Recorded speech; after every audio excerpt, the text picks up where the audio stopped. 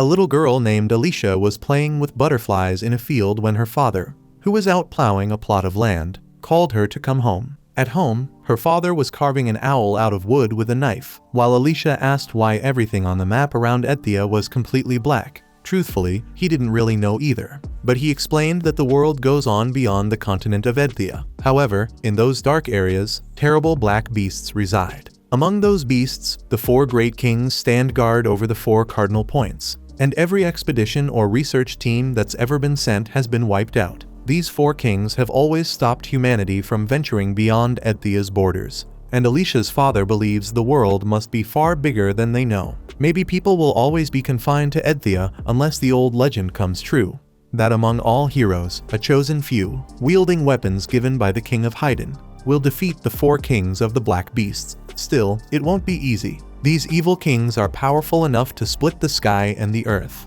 which is why those special weapons from Haydn are needed. They can multiply the strength of whoever uses them many times over. Alicia became fascinated by these weapons, so her father patted her on the head and said that to wield one, she'd first have to be recognized as one of those heroes. Hearing this, the little girl promised to become a hero, so she could explore the entire world. Years later, in the next scene, a carriage bounces along a road at night, jostled by a rock in its path. The noise wakes a weary warrior, who looks over at her companions inside the vehicle. Holding the owl pendant her father had made, Alicia quietly tells him that the time has come. Even if he can't be there with her, it's finally time to chase the answer to her dream. As they travel, a warrior named Katz, whose regalia is the Scythe of Water, remarks that seeing so many regalias gathered in one place is breathtaking. Beside him, Horgus, a burly man who wields the muscular plow regalia, points out that these are the legendary weapons, granted only to those proven worthy to be called heroes. Merlot, who possesses the bottomless well regalia, tells the guys to keep it down, warning that these regalias could easily destroy a carriage like this. Mudo, with his great bull's horn regalia, thinks it'd be dumb to wreck their ride home. Katz finds it interesting how everyone comes from a different corner of the world. Horgus from Thorn, Merlot from Haydn. Then there's Minarch, whose Eldorado regalia and mixed bloodlines mean he doesn't even know where he's from. Finally, the men express some curiosity about Alicia's name, but before she can answer, Stefan, who wields the Pegasus regalia, interrupts to warn that they're now deep in beast territory, which means an attack could come at any moment. Horgus quietly asks his neighbor why this guy is acting like the leader, but Mudo thinks they should let it slide. Stefan really is the most skilled among them. Suddenly, one of the carriage horses whinnies, and the carriage stops. All the warriors fall silent, until the driver calls out that the road ahead is impassable by carriage. Before anyone can react, black beasts attack the man outside and the horses, and the warriors jump out to face their enemies. Stefan orders the archer to clear a path and the lancer to advance, while he and Alicia Glenfall, with her stone swallow regalia, will take care of the rest of the beasts. The plan is to reach the summit without losing anyone. The archers pick off the beasts at the front, clearing a path for the rest of the soldiers, who rush into a cave up ahead. From the top of a mountain, a monster ponders that if the world emerged from chaos, so must he have been born from it. Inside the cave, the warriors dispatch their foes. Cat spins like a tornado, showing impressive skill by taking down several enemies at once. Not to be outdone, Stefan gathers a ball of energy so powerful it vaporizes countless monsters deep within the cave. Mudo and Merlot run into a 3-headed serpent, but Stefan steps in and, with his cutting wave technique, slices all 3 heads clean off. One head still clings to life for a few seconds, but Alicia finishes the job by driving her sword through its eye. After clearing the cave, the group steps outside and Stefan asks if they've reached the fortress of the King of the Black Beasts. He insists that they're so close to becoming legends they'll soon be the first true heroes. But then, the ground starts to shake, and Alicia suspects the Lord of the Moonlit Mountain is drawing near. Sure enough, atop the highest peak of the fortress, a monster unleashes a sinister surge of electricity that tears through the front lines, heralding the arrival of Clevitus of the Moonlight, one of the 4 kings of the Black Beasts, ruler of Edthea's far south. Despite the creature's terrifying aura, Stefan reminds everyone that they are the 13 heroes chosen by the King of Haydn. Swearing by the crimson steel of the apex and his own pride, Stefan vows to defeat this enemy. With that, the leader charges forward, dragging the other warriors with him. But Stefan is ripped apart in an instant by a tail strike too fast for any human eye to follow. Enraged, Horgus tells the others to get behind him. The giant lunges with his crushing wave attack, but is beheaded just as easily by Clevites. Two more heroes fall to the beast's tail, and that's when Alicia realizes that the tails can emerge from the warrior's very own shadows. She urges her comrades to keep jumping as often as they need, so their shadows stay out of reach. When one of the tails comes for her, the heroine uses her heavenly sprint to dodge and quickly position herself for a counterattack. In that moment, Clevites recognizes the intelligence of this particular opponent. Though not everyone is so quick-witted, Merlot, wielding his spear, calls forth the Earth Dragon. But despite the impressive display, the Black Beast is incomparably stronger, and with its many tails, it tears the Haiden warrior apart with depressing ease. Muto rushes forward with his precision thrust, sending a bolt of energy through his sword. Clevites reflects that it's been about 1,000 years since he last saw humans up close until Muto is impaled and killed by another of the monster's tails. Amidst all the chaos, Alicia stuck to her strategy, the very thing that had kept her alive until now. Clevites figured these humanoids were probably no more than vermin, so he couldn't imagine how they'd managed to get this far. Meanwhile, Katz was killed in brutal fashion, but Alicia Glenfall managed to push forward a few more yards. The beast wondered what these enemies were after and what could possibly have happened in these 1,000 years. Then, the heroine landed a blow on the creature's front horn with her sword, but it didn't leave a scratch. Clevites thought, if humans were going to keep threatening his lands, he needed to see things with his own eyes. With that in mind, he unleashed overwhelming power and tore Alicia apart. Still alive, she begged her father's forgiveness for failing him and for never finding an answer to her dream. In the next scene, we shift to the kingdom of Haiden in the capital city of Hydrat, where a humanoid blacksmith works patiently at his forge. After finishing his shift, he steps out of the workshop and gazes at the moon, its light filtering through the chimney smoke. That's when Clevites appears, Fury incarnate, throwing the city into panic. In his mind, he thinks of the beings who invaded his realm. Calling themselves heroes, they claim to be chosen by the king of Haiden.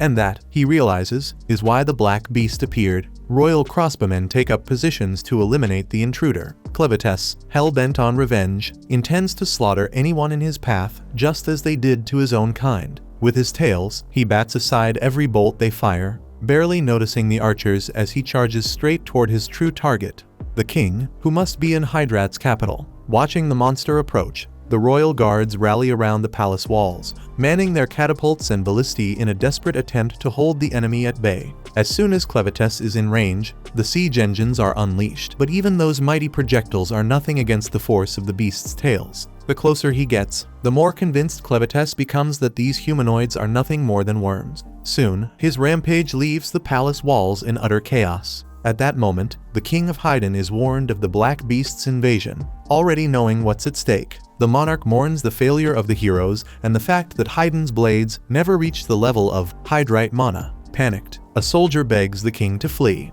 but the ruler sees no point in running when there's no escape. Instead, he orders the royal forge to be sealed, insisting that the fire of Haiden must not be extinguished. Around the wall, soldiers at the east gate open doors 1 through 6, readying the ballistae in each newly opened compartment. As the weapons are trained on their target, one soldier warns that their shot could hit the royal castle, but another insists that only His Majesty and the royal forge need to survive. All the while, Clevites wonders what made those heroes so different from these opponents. The ballistae fire, but the beast catches the massive bolts as if they were made of paper. Clevites suspects the hero's weapons must have been special. The woman's red blade, after all, managed to mark his horn. Even a worm armed with that could become a real threat. So, he hurls the bolts back at the defenders, smashing the castle's defenses to pieces. Realizing that these humanoids might improve their weapons over time, Clevites decides it's time to assess just how dangerous they could truly become. Meanwhile, the king opens the door to Haiden's special forge. Seeing the access tunnel on the verge of collapse, he quickly slams the door shut in a desperate attempt to keep the beast out. But Clevites is so monstrously powerful that he destroys the entire palace as if it were nothing more than a toy in his hands. Spotting the richly dressed figure, the beast remarks on the man's regal appearance and assumes he must be the king. The humanoid is stunned to hear Clevites speak the human tongue. After all, he's just a monster. Clevites warns the king to watch his words, for the fate of humanity hangs in the balance. This conversation won't just affect Haiden, but also Dun, Org, Slada, and Bent. All the lands of Edthea could be reduced to dust if these talks go south. Even if he destroys this kingdom and all its people, another clan will eventually rise elsewhere and bring havoc to the territory of magical beasts. Hoping to understand the nature and motives behind these beings, Clevites asks the king of Haydn why he wished for his death. The king replies that a beast could never understand, and for that, his head is cut off. Even so, Clevites claims he understands now. With that, the beast drops the wreckage of the fortress, its walls pierced by his tails, wreaking even more devastation. As he leaves the ruined land behind, he resolves to raise an army to wipe out humanity. Amidst the wreckage, Clevites finds a crying baby beside a young boy, barely clinging to life under the rubble. The boy pleads for the baby to be spared, but Clevites, unwavering in his resolve to exterminate every human, tells the boy to hate his fate for being born in Haydn. The wounded child protests the baby didn't choose where to be born, and the horrors the beast endured shouldn't be the reason for the innocent's death. But to Clevites, all humanoids are the same, even if the baby is helpless today. One day it will grow up and take up a sword against the black beasts. Humanoids can't even agree on peace within their own lands, let alone lands that aren't theirs. Still, if the boy believes this tiny creature deserves to live, he must prove it right now. Sadly, the boy admits he can't. He's at death's door. Even so, he promises the child herself will become that proof. With those final words, the boy dies, and Clevites takes the baby with him. Truth be told, nothing the boy said had convinced him, but knowing how fast humanoids grow, Clevites is willing to wait and see what kind of proof this child might become. Next, we're told that the continent of Edthia was once home to 5 human clans. The first was called Dorn, the largest of them, all renowned architects and skilled warriors. From this clan emerged 2 great nations, Eslan and Boarate, which shared Dorn's central lands. The second clan was Org, a courageous forest people, gifted hunters and masters of herbal medicine. Third came the Slada, a clan of aquatic folk, talented sailors and swimmers who preferred to keep their distance from the others. The fourth, known as Bent, were wild barbarians who lived off the land and relied heavily on their own strength, though unity was sorely lacking among them. Finally, there was the Haydn, the oldest and most enigmatic clan of all, famed for their expertise in metallurgy and engineering. Their lands were ringed by mountains, making them the only civilization capable of forging black weapons from magic ore and mana. The secrets of this craft were closely guarded by the royal family, who lived in the capital, Hydrat. Through their weapons trade, they forged a long and storied alliance with Adorn. As the clans intermingled, most of the population became half Haydn. True-blooded Haydns grew increasingly rare. The world stretched far beyond Edthia, but none of the 5 clans knew what awaited them out there. The land of the black beasts encircled the continent, and the 4 beast kings blocked every path. Back in the present, on Moon Mountain, black beasts closed in on the tiny Haydn child, but Clevites intervened before she could be devoured. Even if he had little patience to protect such a fragile, defenseless creature from every threat that crossed their path. To keep the baby in physical form, even if only temporarily, the beast used his extraordinary powers. But that didn't solve the underlying problem. The baby's only protection was a thin, vulnerable coat of hair that, while it looked like armor, left the child covered in her own filth. To fix this mess, the beast dropped the baby into a pit crawling with insects that fed solely on waste. Once she was cleaned, the child kept crying non-stop, wearing down her new guardian's patience by the second. Out of patience, Clevites swore that humanoid children grew up after just a few nights, but as time dragged on, he found himself regretting ever listening to that wounded woman in the rubble. Still, going back on his word would tarnish his reputation as king of the black beasts, so Clevites swallowed his pride and kept caring for the brat. After all, this wasn't just any child. This was the one who, supposedly, would prove that humanity deserved to survive. In the next scene, we glimpse a tragic memory from Alicia Glenfall, watching her father die right before her eyes. Consumed by rage, she longed to become a hero and take down the king of the black beasts. Snapping back to the present, Glenfall jolts awake with a massive scar across her left eye. Disoriented, she's convinced she must be dead. Spotting Clevites right in front of her, she reaches for her sword only to realize it's missing. Clevites explains that he tossed the weapons of every intruder into the valley. But Alicia was different. She had value. The Beast King had revived her, and she could only move thanks to the magical blood he'd given her. In short, Alicia Glenfall was now undead. Utterly bewildered, the heroine struggled to process what she just heard. Ready or not, Clevites revealed the real reason for bringing her back. He needed milk to feed the rescued child. Using mental powers, the monster could control the human's movements. Against her will, Alicia found herself desperately lifting her shirt. When not a drop of milk came out, Clevites was left perplexed. Alicia explained, embarrassed and humiliated, that only women who'd given birth could produce milk, and she was still a virgin. Humiliated beyond words, Alicia would rather have died than endure this. But even now, Clevites couldn't kill her. She carried his magical blood in her veins. Suddenly, the baby began to wail again. The monster grumbled that he could restore the child's physical strength. But hunger was another matter entirely. Alicia asked why on earth he was looking after a hidden baby. But Clevites refused to say, only revealing that the child needed to grow into adulthood. Since Alicia couldn't help with milk, she'd have to be useful in some other way by becoming the baby's mother. A beast like him didn't have the know-how for that. Alicia protested that she'd never raised a child either. But seeing no way to argue with the beast, she advised Clevites to hire a wet nurse. If he didn't have any money, he could always trade some of the magic ore stored in his fortress. Fuming inside, Glenfall considered attacking the beast the first chance she got. But with no sword in hand and knowing full well she stood no chance against this king, her rage led nowhere. In the end, Clevites decided that finding a wet nurse was the top priority. Alicia, though, insisted there was no way they'd find a human willing to help a beast his size would throw the whole city into a panic. So, she offered to go instead, taking the baby to a wet nurse herself. Deep down, she just wanted to get the child as far away from this monster as possible. But Clevites turned her down. He couldn't risk the child dying out of his sight. Still, he realized he'd cause a full-blown catastrophe if anyone saw him like this in a human city. So, he chose to take on the form of the boy who'd watched over the baby among the ruins. Now, he and the baby needed names for their journey into the world of men. The Beast King became Clen, and the child was named Luna.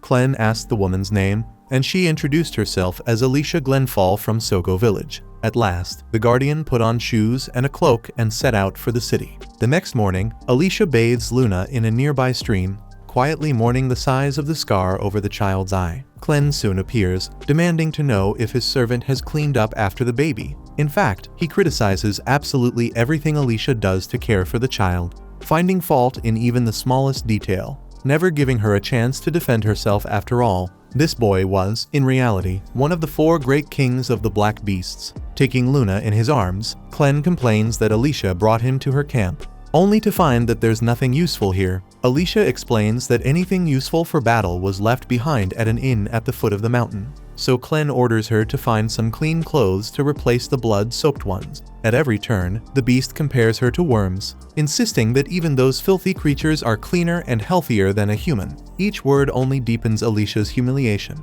Later, as she bathes and washes the tunic Luna had worn for protection, Alicia notices something. She had drawn the royal crest of Haydn onto the fabric. Meanwhile, a humanoid figure rides on horseback through the ruins of Hydrat, and the devastation only confirms his suspicion. Challenging one of the Beast Kings was the most reckless thing they could have done. Truth be told, he can't understand why the king chose to make the legend a reality now, especially when so many had dismissed it as nothing but a dream that could never come true. In the end, maybe there was something wrong with the king, and the crown princess was right to worry. Their plan had been to escape the castle with the child during the naming ceremony, but everything had gone down the drain. High on a mountain overlooking the destruction, an officer from Bent and his scouts survey the ruined city, remarking that the legend is, after all, still just a legend. A subordinate asks General Drell what they're supposed to do next, and the general tells him to take the fastest horse and send a message to the emperor. The legend is nothing but dust. With Hydrat Castle in ruins and the king dead, Haydn is now a land with no master, and it won't be just Bent eyeing the territory. Eslan certainly won't stand idly by, and it's likely the beasts of the southern mountains will push into the now weakened defenses. For the general, what matters most now is the secret technique for refining magic ore, handed down only through the royal family of Haydn. The top priority is to uncover that secret before the other nations do. So, the plan is to fall back to the border and regroup the army. Meanwhile, Maynard must stay behind to search for any surviving members of Haydn's royal family, and if he finds any, they must be captured alive. Back with Alicia, she questions Clen about the royal crest on Luna's tunic, wondering if the child might be of royal blood. To her surprise, Clen admits he had no idea. He didn't kidnap the baby for that reason at all. In fact, the child was entrusted to him by a human boy who looked just like the one whose clothes he now wears. At least now it makes sense that the baby was found in the rubble of the royal palace. Noticing Alicia's confusion, Clen explains that he was the one who destroyed Haydn's capital castle and killed the king, which only makes Alicia panic even more. The beast claims it was all self-defense, he was attacked first, while the heroine points out that, with the king dead, everyone will be searching for the child who can inherit the throne, especially because of the secret behind magic or refining. Rumor has it, only heirs to the kingdom can use Haydn's furnace. Given all this, Clem finds it increasingly logical to raise this little brat. He'll make the kid king and pull the strings from behind the scenes. It's the perfect position to eliminate Haydn's most important figures whenever he chooses. At this point, Alicia realizes she should have kept her mouth shut. But it's far too late now. Clan is already looking to find a wet nurse for Luna. So he orders Alicia to get ready and take the magic ore into town to get some money. With the ore slung across her back, Alicia reassures herself that everything will work out. Even if Clen gives Luna back, a strange horned boy could never be trusted as a close confidant. Those horns also grow among the people of Org, so they're not entirely rare. But since no one can confirm his identity, it wouldn't be enough, and even if Clen took another form, that wouldn't change anything. He can't hide those horns, and it's only a matter of time before he realizes it himself. Who knows how he'll react when he does. For some reason, this magical beast is obsessed with the child, and if anyone dares to harm Luna, humanity itself might pay the price. That's exactly what Alicia Glenfall must prevent from happening. In the end, maybe that's her only true role as a hero. Lost in these thoughts, Alicia panics when she sees a man attacking Clen and Luna with a club. The blow lands so hard it stretches the boy's neck, and the rest of the bandit gang closes in on them. Alicia is certain these mountain thieves are about to get what's coming to them, but suddenly, Clen collapses, bleeding heavily. The woman screams in despair and takes a blow that knocks her out cold. In the next scene, Glenfall relives the moment she was jolted awake in the carriage, on her way to meet the Beast King alongside her comrades. This time, as she wakes, she realizes it was nothing more than a bad dream, a nightmare, and that the 13 heroes are destined to defeat Clevites. But as she finally comes to, the warrior finds herself in a cage with other prisoners. Clen, wearing a crooked smile, tells her they've been captured. Alicia wonders how the kid can stay so calm in a situation like this, but he simply tells her there's nothing to worry about, Luna is fine, even though she was crying just a moment ago. Still confused, Alicia asks how Clevites could have gone down like that after only one hit. The boy admits it surprised him too.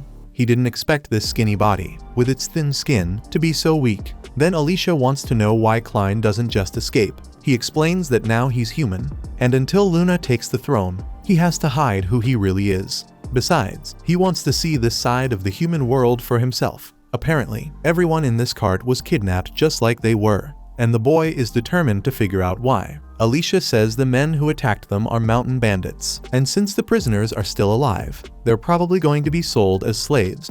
Klein asks how strong these bandits are. Alicia says they're nothing special compared to any regular adult, but the problem is they'll use any dirty trick to avoid losing. In short, they're a bunch of scum, and Klein shouldn't use them as a benchmark for judging humanity. After the journey, the caravan reaches a huge pit in the middle of the forest. The bandits unlock the chains and split up the prisoners, sending men and the elderly to one side, women and children to the other. Suddenly, one of the prisoners tries to make a run for it, but a bandit throws a knife into his back, ending his rebellion on the spot. With that done, the apparent leader steps forward and announces that they are the Crows, and anyone who steps out of line will be dealt with, no questions asked. As he finishes, he spots Alicia and leads her off to a separate building. At the door of another house, a woman orders Klein to come inside. When she notices a baby in the boy's arms, she calls out for a girl named Nell. Poor Nell stumbles in, as clumsy as ever, and falls to the floor. She quickly apologizes to Donna Carm, but the woman ignores her and tells Nell to take care of both the baby and the boy. As Nell looks at Luna, she can't help but be charmed. At the bottom of the pit, beneath a thick layer of water, lies a magical sword and possibly other creatures lurking in that submerged world. Meanwhile, the bandit takes Alicia to a man called Vroko. As soon as he's addressed by that name, he corrects the man he only wants to be called boss now. Zazak is long dead, so he's in charge.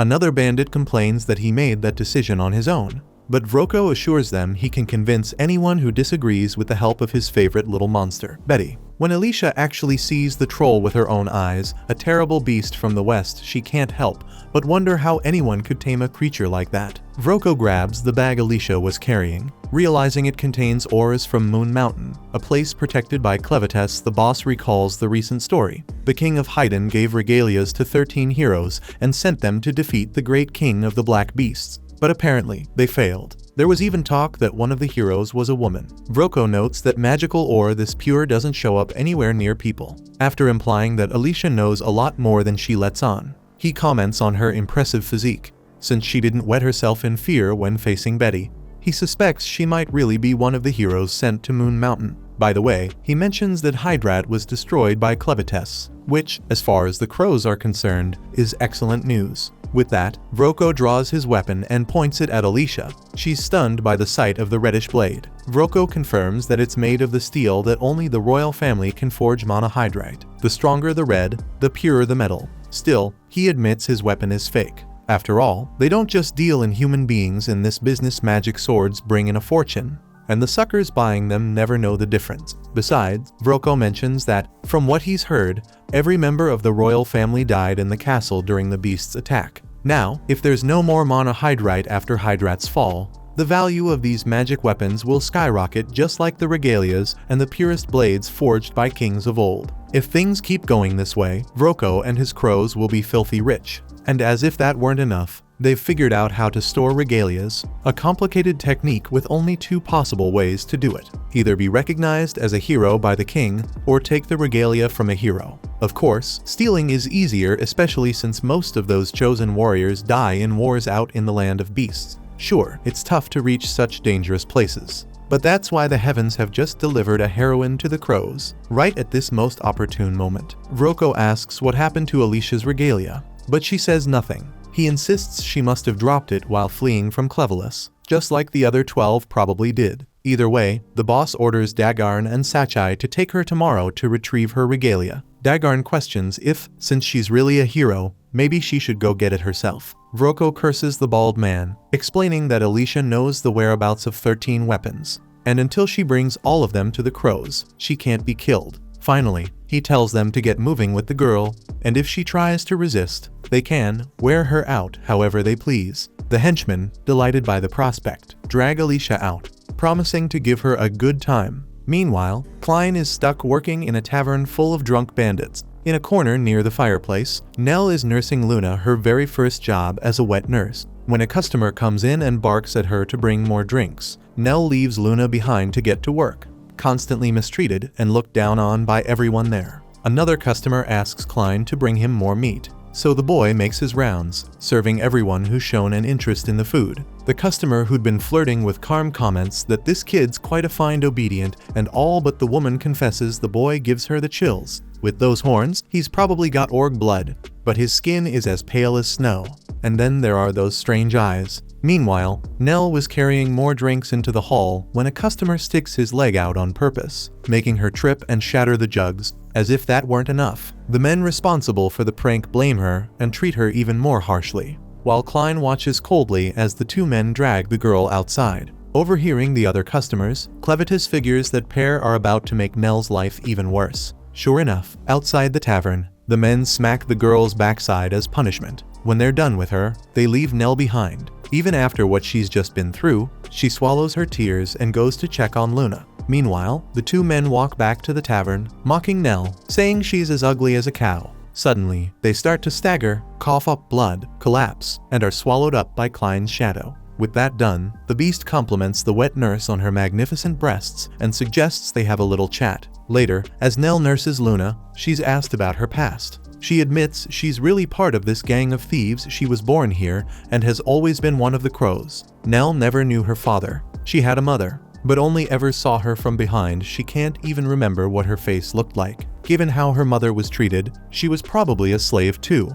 And Nell often watched from a distance as terrible things were done to her. Nell's mother disappeared when she was 12, and the girl never found out what really happened. All Nell knows is that after that, all the violence fell on her instead. She was beaten so badly she lost almost all her teeth. These days, she can only hear out of one ear. It was only then that she realized how much her mother had protected her, and at what cost. From then on, Nell lived like an animal. Things got a little better when Miss Carm arrived, offering advice on how to deal with the men. Just give them a little attention, enough to satisfy them so they'd leave her alone. Of course, Nell knows she'll never be like Miss Carm, but things are much better than before, and she's found a way to be useful. She produces plenty of milk, so she can always nurse the little ones. Klein had heard that only women who've given birth can produce milk, so he asks where Nell's baby is. At this, Nell lowers her head and says her child was stillborn. The baby moved inside her, but when he was born, he didn't cry,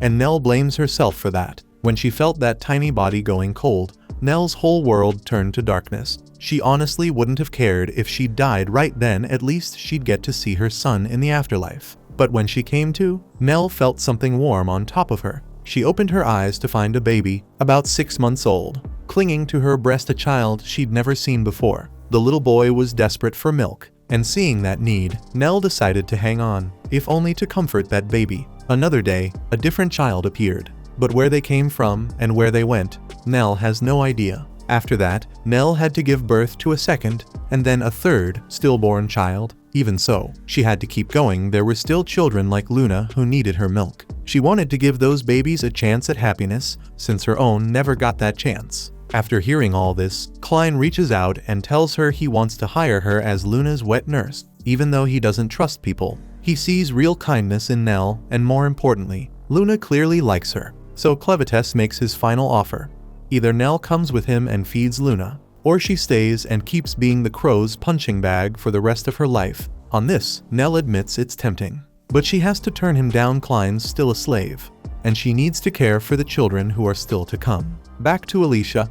On the way to the Moon Mountain, she's carried to a bridge by Dagarn and Sachi. Before she can even think about jumping, they warn her if she does, she won't land in the lake. The drop forms a funnel, and it's much more likely she'll wind up a pancake on the rocks below. Alicia looks down and realizes this place is actually a magical ore mine. She probably knows this spot better than she thought. She scans her surroundings and notices a man with a rope heading to the edge of a small dock. Dagarn laughs at yet another fool with nothing to live for, while Sachi explains it's tied to the legend of the hero Cordwar. That's exactly what Alicia was thinking. This was the site of Cordwar's final expedition, the Well of the Elba Mine. The man with the rope calls out to the men behind him to keep their promise, while his wife, desperate, wishes him luck. Then the man jumps into the water, and Alicia is horrified. If the legend is true, there's something down there. Sachi confirms her fears, saying the same creatures that killed Cordwar are still in the water. Right on cue, a water beast surfaces, its dinner caught in its jaws, the very man who just tried his luck and lost his life. 2 more creatures join in, fighting over the meat,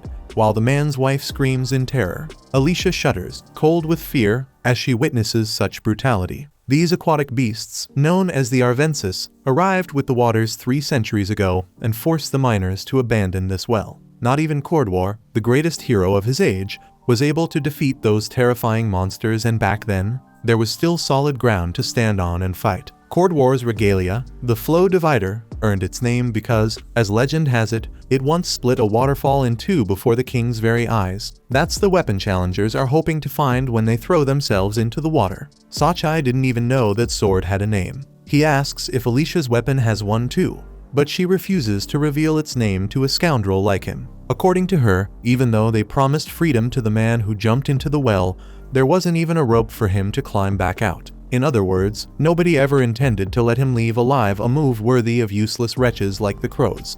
Hearing this, Dagarn points out that perhaps Alicia hasn't grasped her current situation. Her hands are tied, heavy iron balls are chained to her feet, and she's standing on a swaying rope bridge. On top of that, across the bridge, there's a crowd of men itching to make the damsel scream like a pig. On that note, the most deranged of them can't hold back any longer and leaps at his prey, sending the bridge swinging dangerously. Sachi shouts at Pito to pay attention, but being blind, the lunatic just replies that he's not afraid of heights. In fact, he can sense a lot just by smell and sound. He can follow every movement that girl makes. The scent of a woman, the pounding of her heart, it all tells him she's tense, and that gets him even more excited. First things first, Pito plans to cut Alicia's clothes and show her naked to everyone.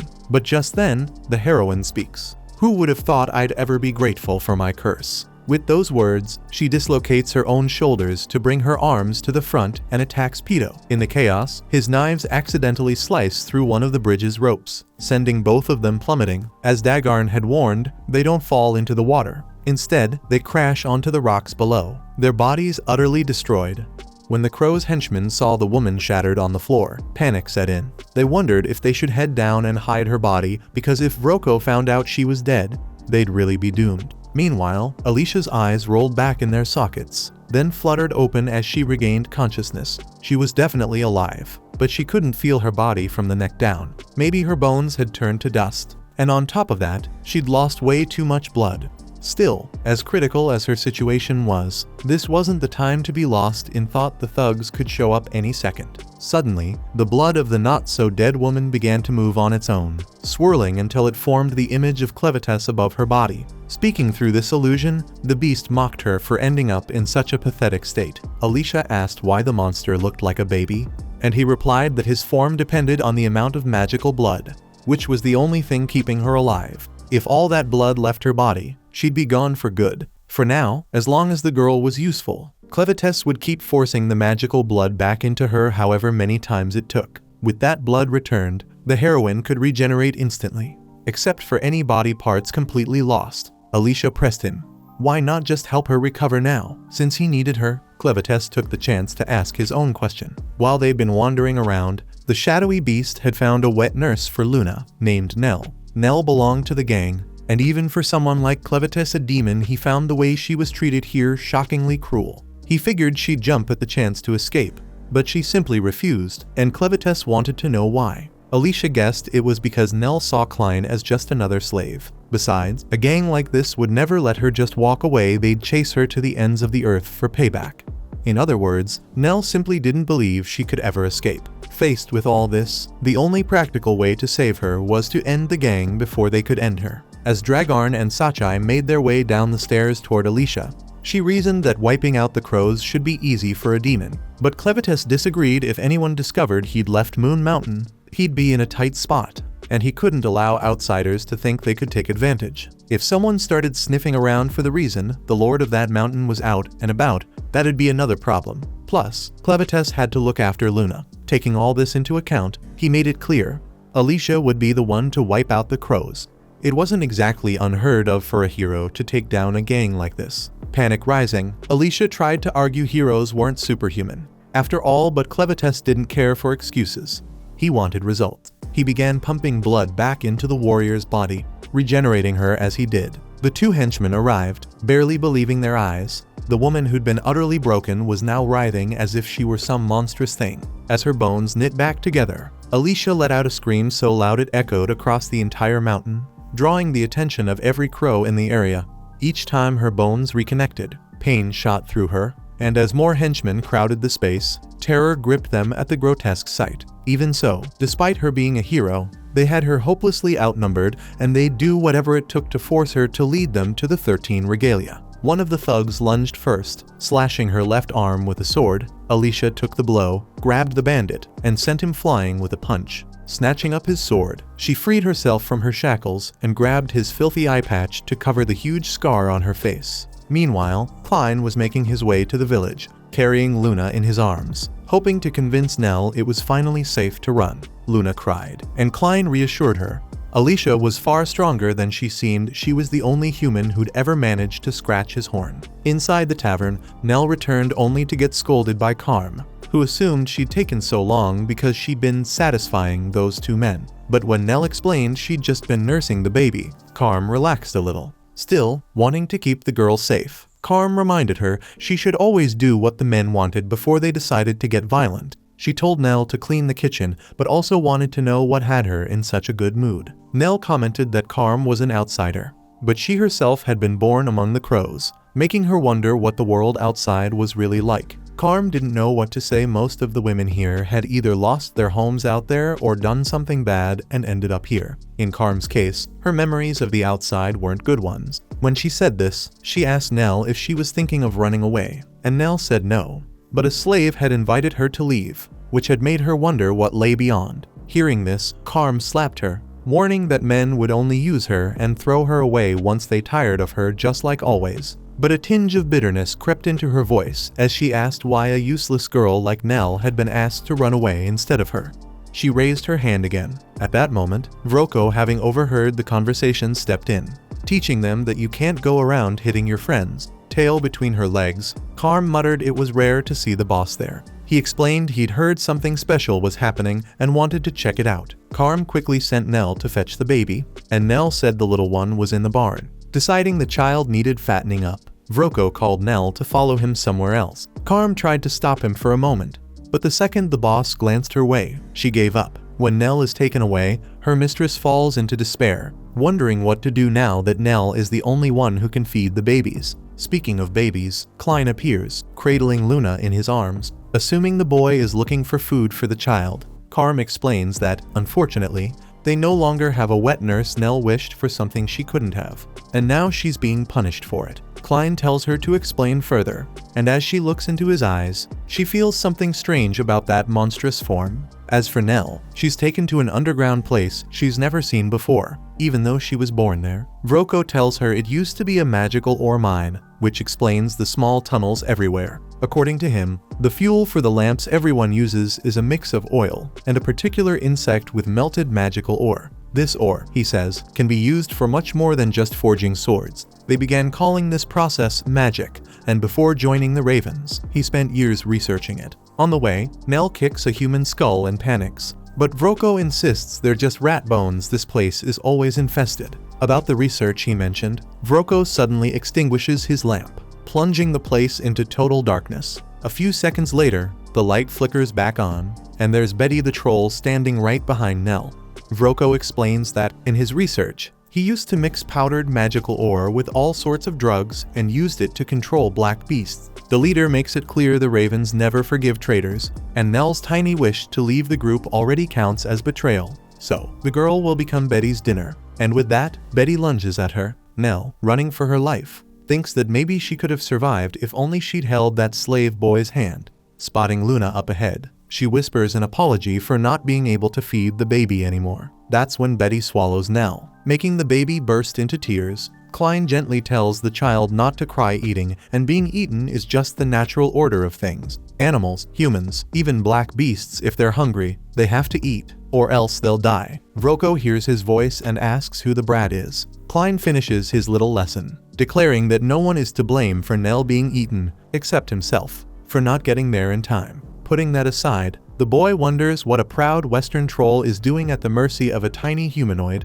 because that's not the natural order at all. Vroko has no idea what this kid's been drinking, but if he can stay calm in front of Betty, it must be something good. Either way, it's a shame for the Ravens leader to lose a Hydnian baby, but given the circumstances, it is what it is. So, Vroko orders Betty to eat them both, but instead, the troll starts acting strange until she suddenly vomits Nell out, the girl's body mangled and broken. Klein notes that Betty's fear was so great, she had to cough up everything. Seeing that Nell is still breathing, the boy neutralizes the stomach acid and places Luna next to the wet nurse, asking the baby to stay by her side until her final breath. With that, the great king of black beasts uses a horn made of shadows to whisk Nell and Luna away. Vroko accuses Klein of being a magic user, but the boy claims he doesn't even know what that is. Vroko insists magic might be a recent discovery, but he's no fool. In fact, it was his generation that invented the foundations of sorcery. And speaking of which, he decides to give the snot-nosed brat a quick lesson.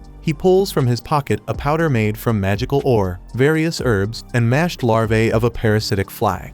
These larvae, he explains, destroy the host's ability to think, making them easy to control. Exactly what he's doing with Betty, the female troll. But one day, he plans to perfect his recipe until he can control all the black beasts. With that, he drops the vial into the lamp, letting it react with the flame and release a magical smoke that fills the cavern. As soon as Betty inhales the fumes, she falls completely under his control once more, and Vroko orders her to devour Klein. The troll quickly closes in and lands a punch that sends the boy flying. As he's pummeled, Clevitus realizes that, in this human form, he actually feels the pain of the blows. What's more, he's annoyed Alicia never said a word about this magic business. Speaking of the heroine, she slices through more bandits before the fight suddenly hits a pause. Panting with exhaustion, she's still surrounded by countless enemies, when Sachai charges at her, forcing the warrior to react with lightning speed. That move takes us back to a memory from Alicia Glenfall's childhood, when she injures her hand and drops her wooden sword after striking a rock too hard.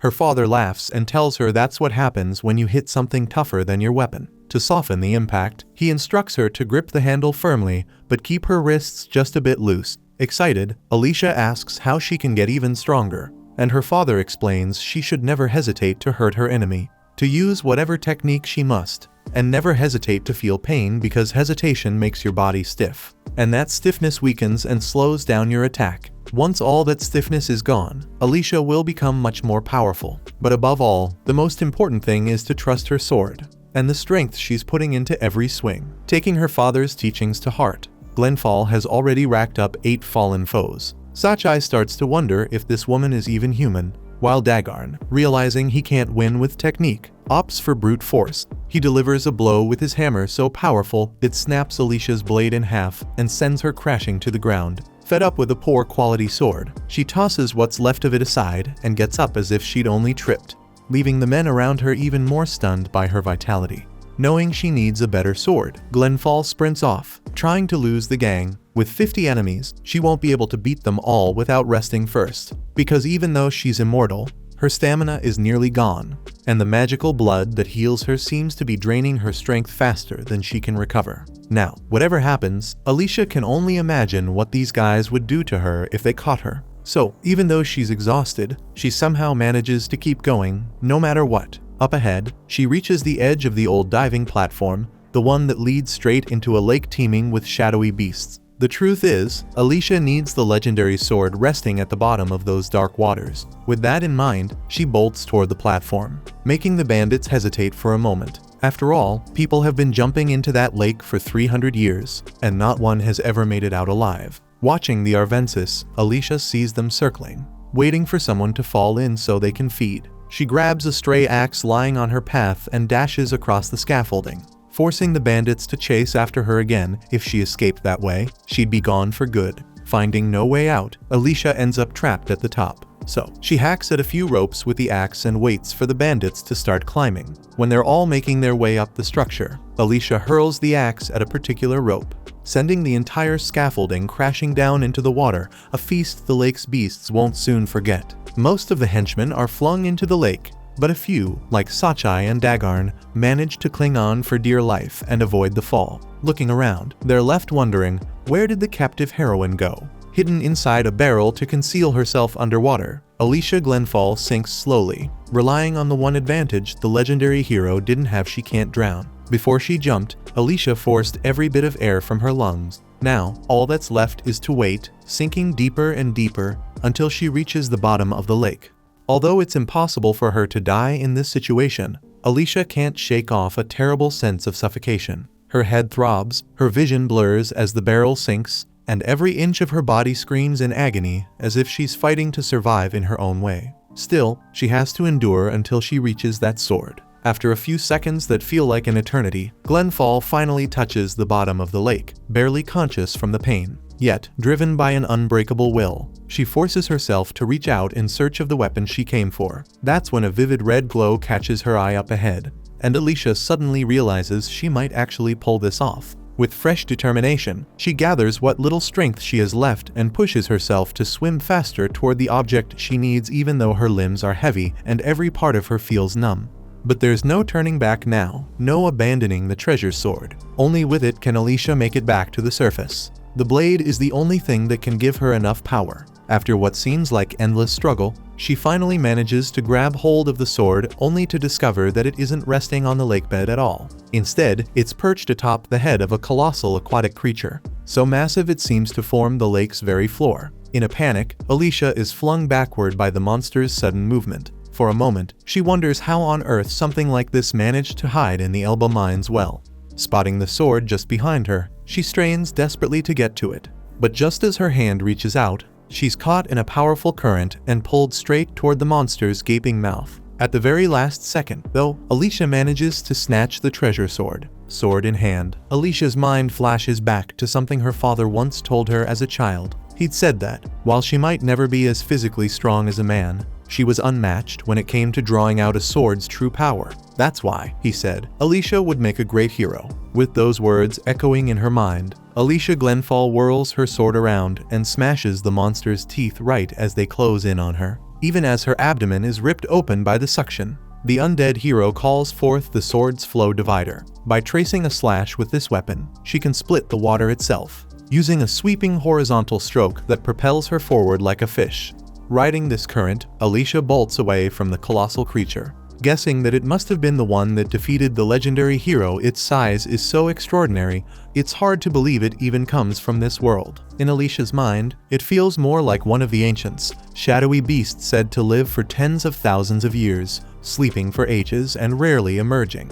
From the looks of it, the miners must have accidentally unearthed this thing while digging for ore. Looking up, Alicia notices the Arvensis are already aware of the monster's presence and have begun to stir closer to the surface. Even with the regalia boosting her strength, she's still out of air and in no shape to fight. But the Arvensis aggression forces her hand, and she's left with no choice but to use whatever strength remains to fight back as she heads for the surface. At last, Alicia bursts out of the water, gasping for breath harder than she ever has in her life, spitting out mouthfuls of lake water. The bandits stare in disbelief as their enemy resurfaces with the sword just as the monstrous beast emerges as well, terrifying the humans in a way they'll never forget. With its tentacles, the black creature snatches more victims, paralyzing them with a fear that only grows. Meanwhile, Alicia dodges blow after blow, trying to gain enough distance to mount a counterattack.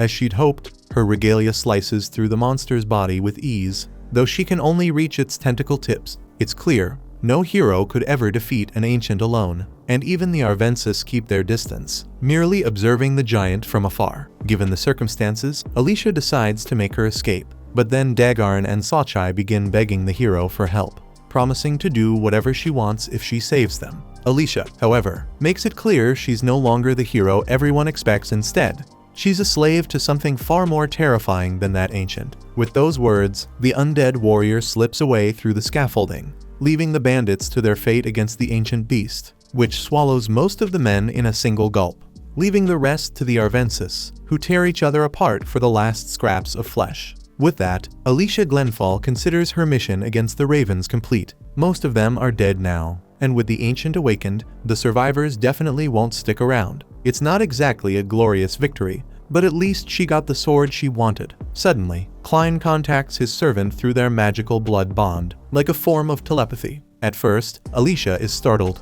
but she calms down once her master explains the magic. Even though he didn't see what happened, he knows she finished the job, thanks to what their blood shared, and it sounds like quite the ordeal. Alicia replies that ordeal is an understatement. She had to defeat an entire gang and then face an ancient at the bottom of a pitch-black well. She asks why she didn't get any help, considering the King of Beasts saw everything. To that, Klein explains he's busy dealing with his own problem. Even as Clevites, now in human form, he's been left vulnerable to a technique he's never seen before. In fact, he accuses Alicia of hiding the existence of this magic. So, after witnessing the entity defeat the troll Betty, Klein threatens to punish his undead hero. Meanwhile, Vroko flees in terror, struggling to comprehend what the hell that boy is. Because Klein just struck down the troll with magic, a feat the Raven leader never imagined possible. On his way out, he stumbles over Nell's body, still lying with Luna by her side. Faced with this unexpected gift from the gods, the criminal grins from ear to ear. Still on top of Betty, Klein notices Alicia arriving. She asks about the strange red smoke, but Clevitus ignores the question and instead asks about the sword the heroine is holding. Desperate, Alicia grips the weapon tightly and declares that there's no way the Black Beast is getting it. She risked her life to get that sword. Klein shrugs, explaining that the smoke is causing trouble. But apparently, it only affects black beasts, not normal animals like Alicia. For example, he can't smell anything, and his ears are ringing.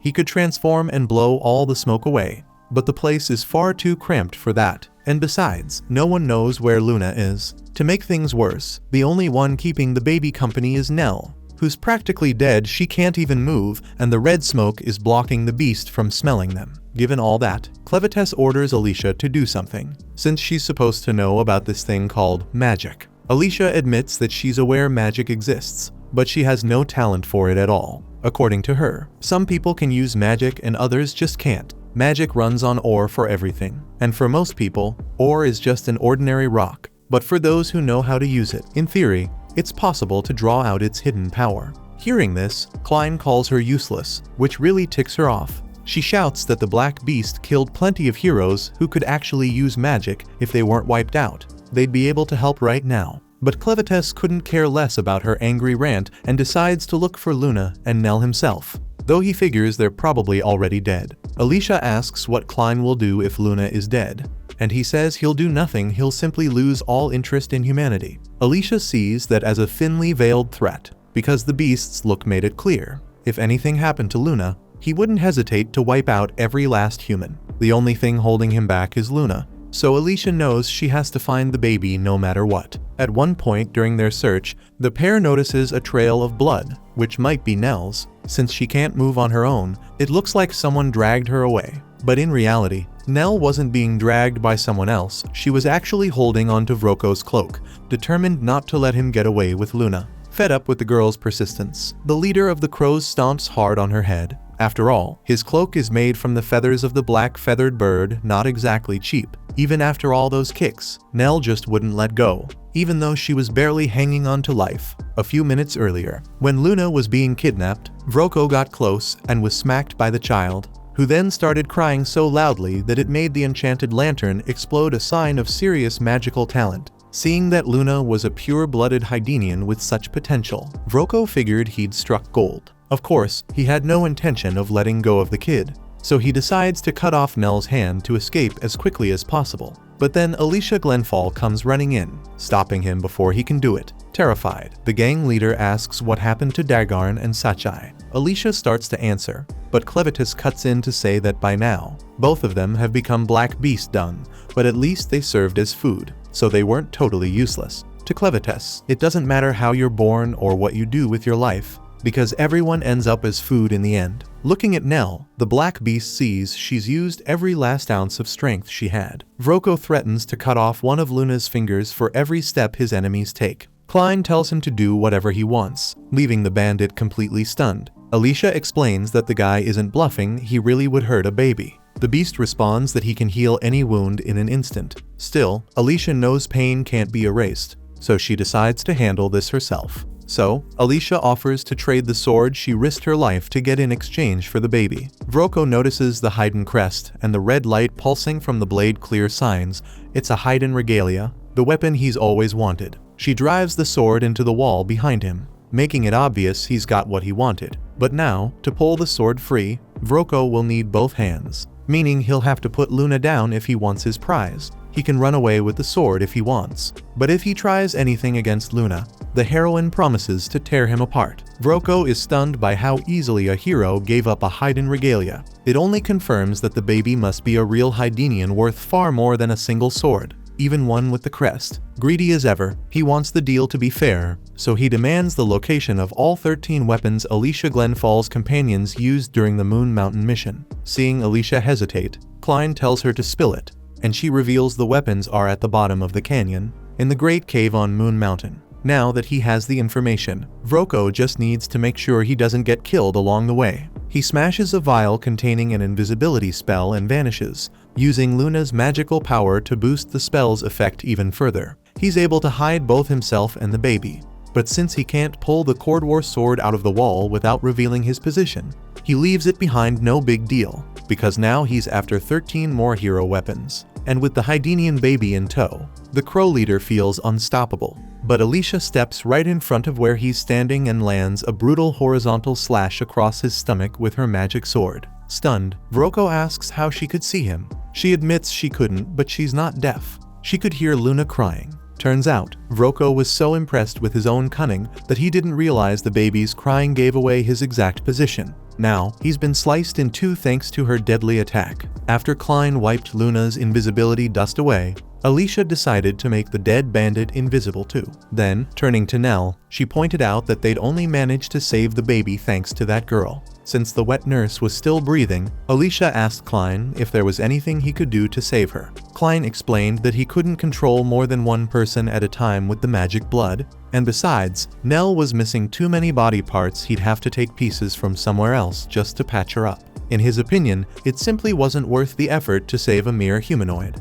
Still, Alicia insisted that they had to do something, since the poor woman had fought to the very end to protect Luna. If that was the case, Clevitis made it clear, for Nell to use the magic blood, Alicia would have to die. But the heroine didn't hesitate, sacrificing herself for the hope and future of those she was meant to protect. That was her job. At least, that's what her father had always told her. Besides, she'd already died once before, so dying again wasn't really a big deal. So, showing no sign of being moved by this heroic gesture, Klein drew Alicia's blood without the slightest ceremony and revived Nell, using whatever parts of the heroine's body were still salvageable. And, against all expectations, Clevitis found that Alicia Glenfall actually survived the transfusion. She'd wake up soon, although it would take her a long time to recover. After all, she was basically rotting away. He had to admit, this human was tougher than he'd given her credit for. Sure enough, Alicia started twitching bizarrely on the ground until she finally came to. And the first thing she did was grab her favorite sword, hugging it like a child. Meanwhile, Klein handed Luna over to Nell, but from now on, he started calling her Nelleru, not just to give her a second chance at life, but also to let her become someone new. With that, he invited her to join their group, and finally free, Nelleru happily accepted. With the new member now on board, the next day, Klein decides to confiscate Alicia's sword since it's far too conspicuous. Let's be honest, it'd be a problem if anyone else tried to steal it. The knight nearly bursts into tears as she watches Zenbaku being absorbed into the shadow of Clevitis, who, by the way, tells her she should be grateful he didn't just toss her toy out. Right then, Nelleru shows up and casually mentions that the master can use some pretty amazing magic. Klein asks if she's ready, and the girl assures him she is. She figured she'd feel bad about taking stuff without asking. But honestly, it wasn't that big of a deal. In fact, she even found some clothes for Luna. Alicia points out that Nelleru's carrying way too much baggage, but for some odd reason, Nelleru feels incredibly light, as if her body weighs nothing at all. This makes the heroine half joke that maybe Klein stitched together some bandit's torso, just to bring this girl back to life. Incidentally, Nelleru rather oddly makes it clear she's the group's official porter now and can carry whatever the knight needs, whether it's a sword or a shield. Alicia points out she doesn't even have a weapon for her friend to carry. So Nelleru suggests she go check Vroko's office. There are always valuable items stashed away there. The moment Alicia hears this, she bolts off toward the office, determined not to leave Elba's mine pit empty-handed. Meanwhile, Nelleru admits that this heroine is actually way cooler than she expected. Klein, though, says she's a bit clueless but still a good person. Besides, thanks to her efforts, all the bandits were wiped out. Now, with the slaves free and no masters left, the whole region has been deserted. Klein asks if Nelleru's going to miss this place, but she makes it clear she has no fond memories here. Still, it's where she lived with her mother, so seeing it all like this does make her a little sad.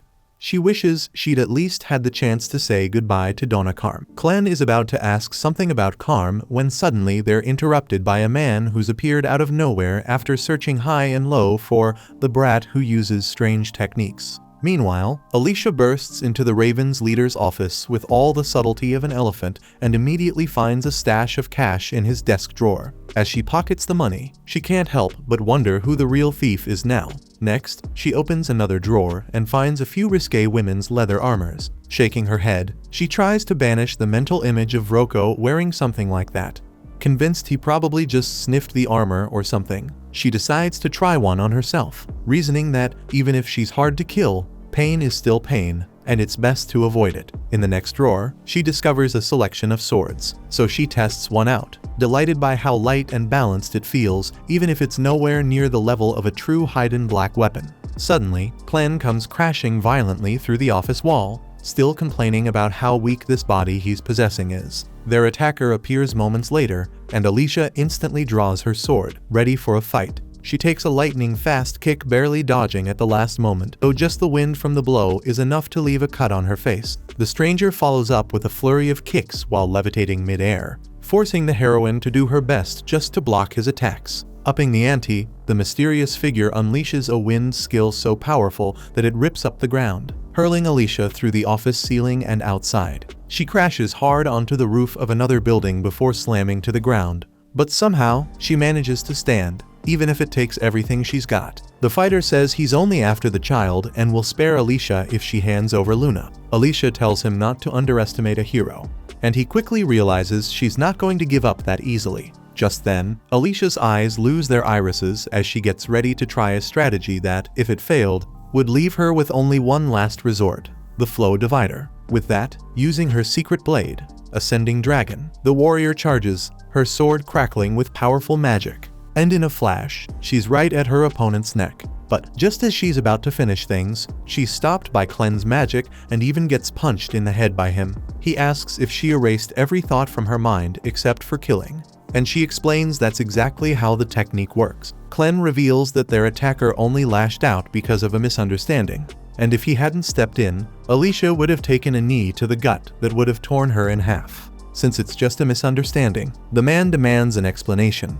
He notes that Nelleru smells like a Western troll. He'd heard there was someone around here who could control a creature like that. Nelleru explains she was swallowed by one, while the man says he found a troll corpse underground, its arms and legs torn off, and its guts everywhere. From that, he deduces that Clen is the one who killed his own monster. Now understanding the situation, Clevites tells Nelleru to take Luna to the village entrance and wait there. Alicia asks if she should go too, but Clevites tells her to stay. This man is a black beast who's taken human form. In truth, he's a creature with claws and wings, and only one being is capable of using illusions this powerful: the king of Western black beasts, Zavthir of the Phantoms. Curiously, according to Clen, this beast doesn't get along with Clevites of the Moonlight. The man asks how Clen knows all this and who he really is. Concealing his true identity, Clen gives his name and claims to serve a king of black beasts in human form, just like the guy in front of him. Realizing the boy must be a servant of Clevites, the man decides to reveal his true form to show they're on the same side. He's heard that Clevites destroyed a humanoid capital, and that Lady Zavthir is also considering the destruction of humanoids. The monster claims to be Gart, servant of Zavthir, and demands that Clen prove he really is a black beast. In response, Clen reveals his tale, quickly convincing his opponent. From that point on, Gart returns to his human form and decides there's no reason to keep fighting these people. Alicia is shocked to realize there are other kings like Clevites in the beast's underworld, which means the heroes who died by her side weren't even fighting the right battle. Even though she says nothing, Clen tells her to drop those unnecessary suspicions, explaining that very few beasts are able to take human form and speak, and aside from Zavthir, who has a fondness for illusions, none of them would involve themselves with humanoids without a good reason, since all black beasts despise these beings. That, by the way, is why Gart demands a retraction about Alicia being a hero and about Clevites' servant being with her, since heroes are the sworn enemies of the beasts. Clen confirms that Alicia is a hero, but now she serves him, bound by a spell that prevents her from disobeying his orders. While he tries to learn the ways of the humanoids, she acts as both guide and shield for him. The same goes for the other girl and the baby. They're all tools for Clevites to better understand humanoids. Having said that, since Gart is an outsider, Clen refuses to reveal anything else,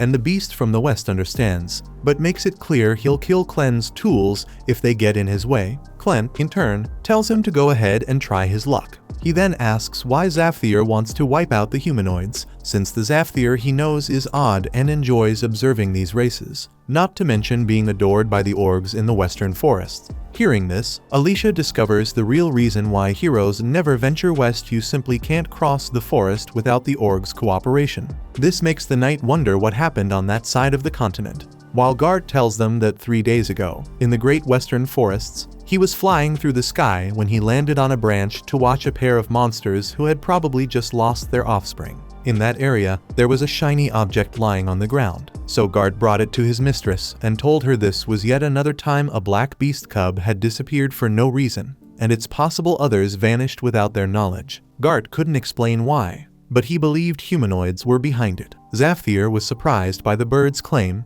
since he had supposedly built a good relationship with the orgs. Either way, she saw it as a bad omen. Gart asked if he should summon the org chief, but the king said no, as they weren't to be trusted. In fact, his servant had been sent to the world of the humanoids to investigate what was really going on, and if necessary, he should consider destroying them all. On top of that, Gart now says that cubs have also likely disappeared in the southern mountains, and he came here searching for clues. Klen reveals he killed the little man and his troll, but Gart understands it was self-defense. In Klen's view, the cubs being taken might not be limited to black beasts. Karm had told him that women there shouldn't give birth, because some strange men dressed in black always come and buy the babies, saying something about talent. According to her, these men were so terrifying that even Vroko was afraid of them. Connecting the dots, Klen admitted that he'd always found it odd that Nell had 3 stillborn children. So he asked Karm if she had killed them. The woman confessed that she had, because that was the rule among the women there. The minors' men don't protect them, and their children are left at the mercy of those baby buyers. To protect what little pride they had left, they did everything possible to avoid getting pregnant. But since Nell was too foolish to keep her word, Karm had to end the babies' lives herself. The pain of remembering this made her scream violently. Her volume and aggression made Luna cry, and Klen assured her that he understood what Karm meant, but pointed out that Nell was born there, and her mother probably hid her until she was old enough not to be sold, something Karm and the other women had never tried to do. After telling this story, Klen says he sees a link between those baby buyers and the cubs being kidnapped by humanoids. He notes that the buyers were connected to Vroko, who himself owned a troll. Besides that, the talent the buyers mentioned might refer to the magic these children possessed. Clevitus asks Alicia what she thinks is going on, but she repeats that she knows nothing about magic and can't really say, though she believes these men in black seem capable of such evil after all. They're mages willing to use any sorcery as a tool of war. Alicia remembers that these mages appeared in recent years on the Dun Plain, fueling a deadly conflict between Bolate and Eslan. Whenever these mages entered the field, their abilities decided who would win. The first to bring them into battle was, at the time, the expedition commander to Haydn of Bolate's army, General Drell, known as the Dragonslayer, who marched all the way to the frontier fortress of Highgate. According to Alicia, this was the man who killed her father. After delivering the blow that would take his life, the officer said, "The sword alone cannot overcome every wall. Soon, the age of sword and magic will begin." Klen asks why she came to kill him instead of the man who really killed her father. She explains it was her father's last wish. Back during the invasion of Highgate, there was an Eslan camp 6 miles east of the fortress. Rod Royce, commander of the 1st Division of the Royal Guard, ordered his forces to gather west of Highgate. At that moment, an ally named Mikwell arrived on horseback to warn them that their detachment had been wiped out, and Bolate's army, led by Drell, was still heading south with 50,000 men. Realizing they would try to take Haydn, Rod lamented that his battalion numbered only 6,000 men, and they didn't have enough mages. The main army's reinforcements wouldn't arrive for another 3 days. Drawing on the ground, the commander sketched out for his companion how Drell's army was closing in on Highgate, a fortress with a large gate to the east and a smaller one to the west. If the defending force could get inside through the western gate, on Eslan's side, they'd be able to seal it off and put up a fight, even with their overwhelming disadvantage in numbers. But for that to happen, they'd need Haydn's cooperation. Rod had sent messengers, but received no reply, and things inside the fortress were likely in chaos. Mikwell asked if the rumors were true. Had Clevites really attacked the castle?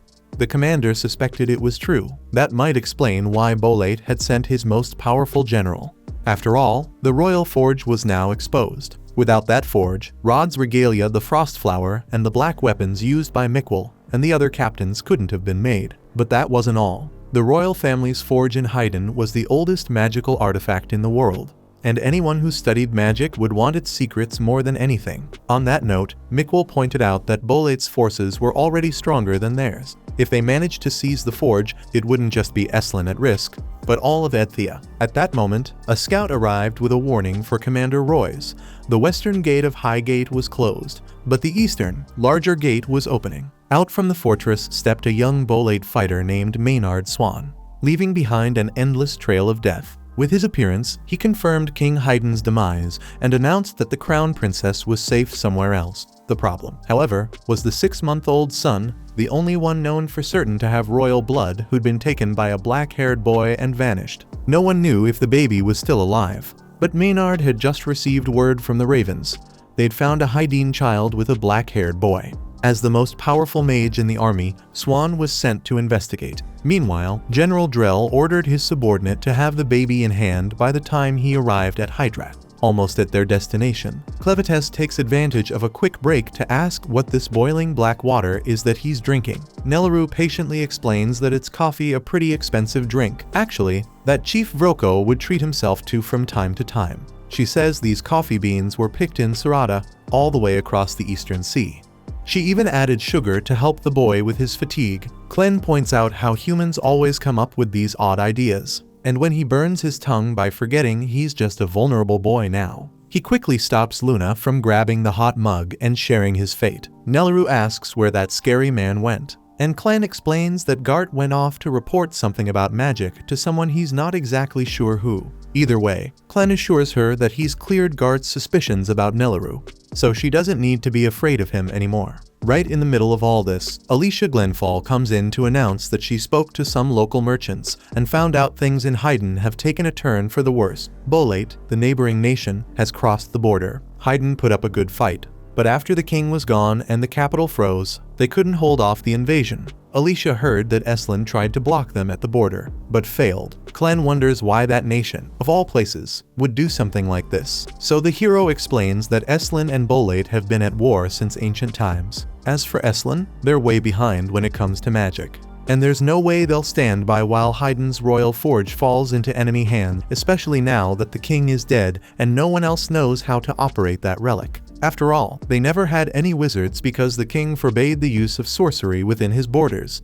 And that's probably one of the reasons why Clevites doesn't know a thing about magic. Nelleru cuts the explanation short to serve coffee to the warrior, who's genuinely surprised to get a mug. Clen teases that she's probably never had the stuff either, and Alicia admits she grew up in a remote village where treats like this were just too expensive. Instantly falling for the taste, she confides to Nelleru that she always thought coffee would be bitter, and the girl cheerfully shares that she made it extra sweet. When the nursemaid takes Luna away to feed him, Alicia praises the girl's character just looking at her, she says, lifts her spirits. Hearing this, Clen, thinking Alicia's flirting, flat out declares that there's no way Alicia could have a kid with Nelleru. Alicia promptly spits out her coffee and insists she didn't do something heroic for the first time in her life just to be branded like that. But getting back on topic, she's losing patience with the beast's logic and wants to know what they're planning to do, since Clevites wants Luna to become king. But at this rate, it's only a matter of time before the whole kingdom is wiped out because someone wrecked the capital. As if none of this has anything to do with him, the king of black beasts shrugs and says it doesn't matter to him if Haydn ends up as part of Bolate. But Glenfall has to warn him Luna is from Haydn. If Bolate calls the shots, that kid's never wearing a crown, and it gets worse. Luna will be captured, or worse still, because pure-blooded Haydn babies are rare. If Haydn vanishes, the boy loses his place in the world of men. According to the hero, the royal line guards the secrets of refined magical ore. Bolate wants that, and only Drell, the Dragon Slayer, has the power to lead an army to seize it. When Alicia's father retired and went into hiding, Drell made a point of tracking him down and killing him. Afterwards, the general said the two were friends, and now that he'd finished off his old companion, Drell had reached the peak of his strength. Furious, Alicia was ready to go after the killer, but her father stopped her before he died. He said that if she attacked that man, she'd be dragged into war. And war is the farthest thing from a hero's path. It only shrinks the world of men. If Alicia ever wanted to be a hero, she should never fight that Bolate officer. Only then, he said, would she see what lies beyond this world's boundaries, and he'd be able to see it with her. Those were his last words before he finally passed away, leaving young Alicia Glenfall to cry out in utter despair. Back to the present, that same woman now tells Clen that if he wants Luna to survive in the world of men, he'll have to drive out Bolate's forces and protect Haydn. The boy finds it ironic having to save the very thing he once swore to destroy, but that's just how it is now. Alicia says she'll go with the beast, but Clevites orders her to stay and protect the child and his nursemaid. He doesn't want anyone knowing that Clevites, king of black beasts, is working to protect a human that would be showing a weakness. What he needs is a reason to get involved. Take the wizards and Drell, for example. If they're secretly kidnapping beast cubs, it's only natural for a leader of their kind to investigate. It's a good chance for Clen to see what those wizards are capable of. He knows the human girl wants revenge for her father, but now isn't the time. Besides, Alicia was told not to fight Drell. On that note, the living dead admits it was a promise to her father. He always said war is the opposite of the hero's path. But she's no hero anymore, just a walking corpse fueled by a beast's blood. Clevitis asks if it's really up to a human to decide whether she's a hero or not. If wielding a sword makes her a hero, or killing a black beast earns her the title, then so be it. But to start with, he wonders why she chose that path in the first place. Alicia answers she wanted to make the world a bigger place. If that's the case, Clen assures her, Nelleru's world is a lot bigger now. And for the record, the King of Beasts says he never told Alicia to stop being a hero.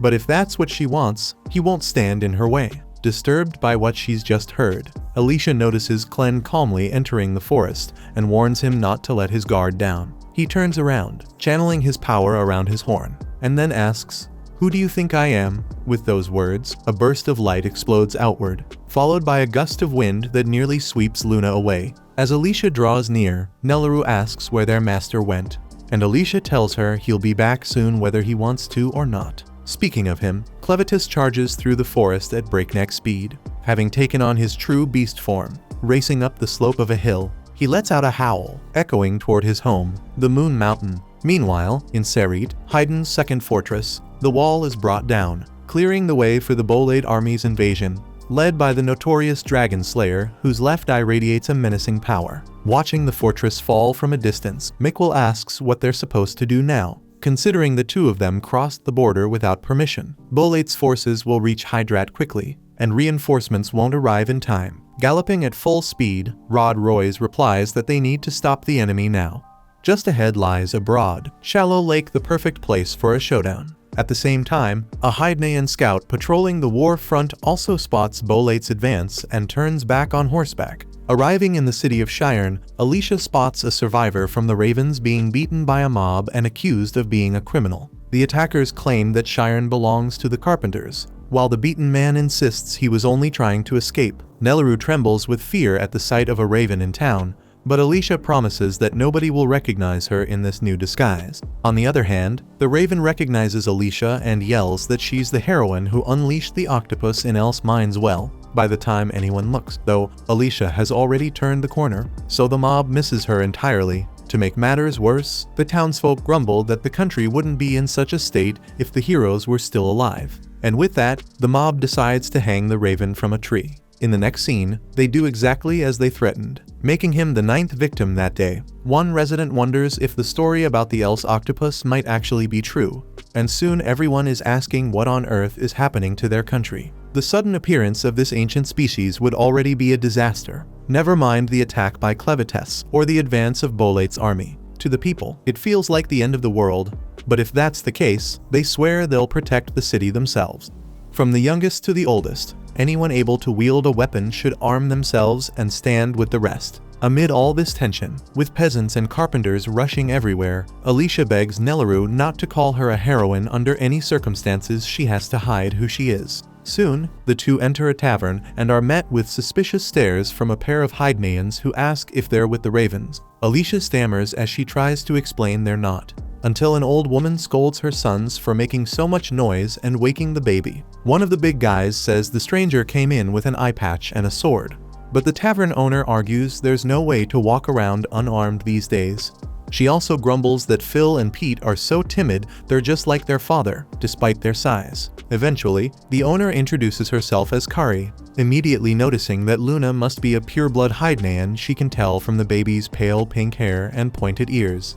She wants to know what brings these outsiders here, and depending on their answer, she might just set her two blockheads on them. Glenfall explains that they're guards in service of an important person, and right now, their job is to protect the child. Kari buys the story, even if her sons are still suspicious, guessing the women work for some noble who fled Hydrat or something along those lines. In the end, though, it doesn't matter what their purpose is. The tavern owner just wants to know if these young ladies are going to spend any money. Speaking of which, Alicia asks for a room where the baby can sleep, plus food for her and Nelleru. The owner charges 2 silver coins a night, payment up front. Once she gets the money, Kari shows them to their room. Though her sons clearly haven't dropped their guard, the mother has to scold them to behave themselves. No wonder they can't find girlfriends. hoping to fix that. Pete offers to help Nelleru with her luggage, but the bag is so heavy he needs Phil's help to get it up the stairs. Inside the room, Kari asks what they think of the place, and Alicia compliments the iron beds. Kari admits it's odd to find iron beds in a city of carpenters. Years ago, she explains, the locals built some chairs for the castle, and as thanks, the king gave them the beds. Remembering this, the innkeeper sighs before leaving, lamenting that the king died and this war began. Meanwhile, a flying insect lands on the window.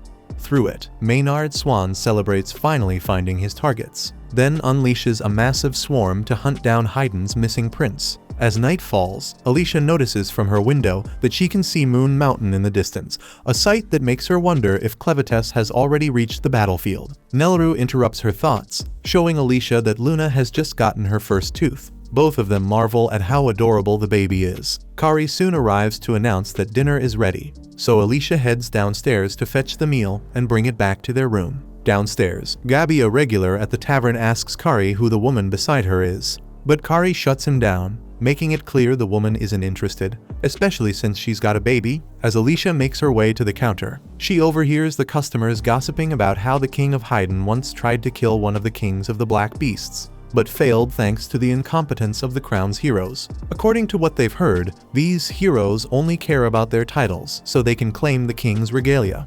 In fact, one of them apparently got a weapon in the morning and sold it by that same afternoon. Gabby points out that there's no point in forging these magic swords if no one's willing to challenge the kings of the dark beasts. And that's exactly why the king stopped making weapons 15 years ago. Then, out of nowhere, he picked 13 heroes and even held a parade in front of the castle, where these knights swore to defeat one of the beasts as their leader. As the men talked, Alicia kept hearing the same thing from everyone. The heroes were useless, arrogant, and spoiled, and that the king's downfall was all their fault, which led to this new war against Bolate. In the end, only people who don't have to work hard every day have time to dream about what lies beyond the continent of Ethia. Suddenly, a giant red orb comes crashing violently through the window. Alicia tries to warn them, but Pete touches the thing, and then a black beast in the shape of a centipede reveals its entire length and flings the Haydnian against the wall with no effort at all. One of the Haydnians yells that it's an insect, but Maynard steps in to clarify. This isn't just any bug, it's a species native to the land of the dark beasts. In other words, it's basically a beast. He also warns everyone to stay still, or this creature will attack. Even without being commanded, Alicia reaches for her sword, only to realize she left it in her room. Gabby jumps out the window, but is immediately snatched and devoured by a swarm of flying insects outside the tavern. With a sly smile, Maynard remarks that he forgot to mention he'd scattered plenty of other insects all over the city, just to make sure not a single rat escapes. Kari demands to know who he is and what he wants, so the man politely apologizes for his lack of manners and formally introduces himself. Maynard Swan, Supreme Mage of General Drell's army. His mission: to find out whether the baby hidden in this tavern is of royal blood. Meanwhile, Alicia hears a noise upstairs. Nelleru is being held captive by a girl who's levitating the iron beds. The girl introduces herself as Ne Chiffinlitz, a high mage from Bolate. Clevites was already sprinting toward the city, while tension built inside the tavern. Nelleru asked how the girl had managed to get up to the second floor, and she calmly replied that she'd used that axe to fly. Her power allowed her to control magnetism to attract or repel anything made of iron, so if she gripped the wooden handle and let the axe repel it, she could literally take off into the air. With that explained, the mage stepped closer to the child and said that, from what she'd heard, this magic came from an eastern turtle with an iron shell. If you struck the turtle with a steel sword, the blade would stick to it. Even with a stone spear, the iron shell would push it away. People said it was difficult to deal with such a creature. It wasn't exactly a friendly monster, but everyone made the most of whatever magic they had. The mage then took out a vial of medicine and said she'd give it to the baby to reveal his talent. If the child had magical ability, his eyes would change color. If he didn't, he'd start coughing blood until he died, which meant if the baby survived, he most likely had royal blood. Nelleru panicked, screaming at the top of her lungs, and that's when Alicia heard the cries and rushed to the room where they were. Maynard moved to stop her, sending his insect to intercept. Nelleru struggled with everything she had, but Ne warned her her power could stop even a raging bull. With 2 iron beds pinning her down, Nelaru would have to be stronger than 2 bulls to break free, and those skinny arms didn't look up to the task. But with the strength only a mother can summon, she shattered the iron frames and broke loose. Hearing the crash, Maynard's concern grew, even as his insect lunged at the heroine. But Alicia showed exactly why she bore her title. One powerful kick was all it took to send the beast flying. In that moment, Maynard realized exactly who this warrior was. Alicia reached the room where Nelaru was. Nay was unconscious, and Luna was safe. According to the wet nurse, she'd shoved the iron beds with such force that she'd knocked down entire walls and the bolate mage along with them. Alicia was genuinely impressed by such strength. But now wasn't the time to dwell on it. They needed to get out of there fast. These people were after Luna, and their belongings could be replaced. All Alicia needed was her sword. Speaking of which, the flying insects were already swarming toward the collapsed wall. But Alicia showed no sign of fear. The moment she had her gear back, she slung Nelaru over her shoulders, activated her dragonfly multi-attack, and dropped safely to the ground, cutting down several insects on the way. Nay tried to use her magic to keep the enemies from escaping, but the flying insects ahead of her were getting struck by the levitated objects she hurled, making her efforts pointless. And with that many bugs in front of her, she couldn't give chase either. She'd need Maynard to call them off. As for the insects themselves, they weren't chasing the 2 women. They'd been ordered to surround only the inn. With some luck, Alicia and Nelaru could make it straight out of the city.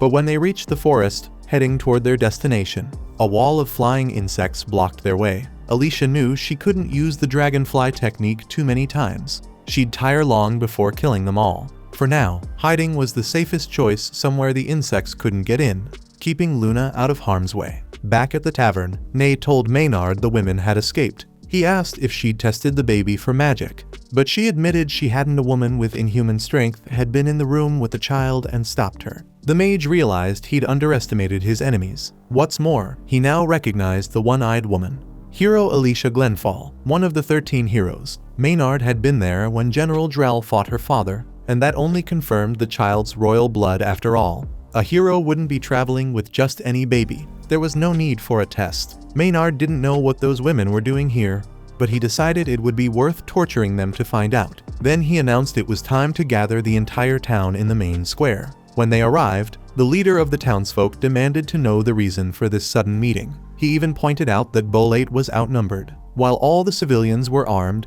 he clearly wasn't afraid of the enemy kingdom's envoys, insects or not. If they wanted a fight, the townsfolk were ready. But first, he wanted to know exactly what Maynard and Nay intended to do with this country. Maynard replied that the people of Shirn had a wonderful kind of audacity. First of all, they needed to understand that if their king hadn't died in a senseless wager, Bolate wouldn't be here at all. To the civilians, the mages might look like an invading army, but that wasn't true. They'd come to protect Shirn's people and land, because the king of the Black Beasts had attacked this country's capital. If he returned, the beasts would claim the entire land and Haydn wouldn't be able to stop it. That was why the mages had come, to do whatever it took to protect the human world. So the civilians asked, if that was true, why bring all these insects, especially when those protectors had killed one of their own? Maynard didn't dodge the question. He admitted his insects had killed a civilian, but brushed it off as an unfortunate accident. His ironic tone only enraged the townsfolk further. Then he added that he was after a criminal who had betrayed Haydn and was now an enemy of all humanity. As for the insects, Maynard explained, they were the only way to capture that woman who was also the enemy of every single person standing there. After all, she was one of the 13 heroes responsible for all this, and her name was Alicia Glenfall. Meanwhile, on the Merrill River in Haydn, 100,000 meters from the capital, Hydrat, General Drell rode at the head of his soldiers, pressing onward toward his objective until he suddenly raised his hand and ordered the column to halt. He had sensed someone hiding nearby. Without warning, Rod Royce emerged from the shadows, unleashing his regalia, Frost Blossom. The ground around them froze solid in an instant, locking Drell's army in place. With the enemy immobilized, the warriors of Eslan charged in, wearing spiked boots to keep their footing on the ice. It was Rhodes' strategy, 6,000 against 50,000, and the key was simple. Take down the enemy mages first and ensure that anyone who fell never stood back up. Facing his primary opponent, Drell actually praised the descendant of the hero Royce. According to him, Frost Blossom had once been used to annihilate a horde of black beasts at the gates of an Eslan city.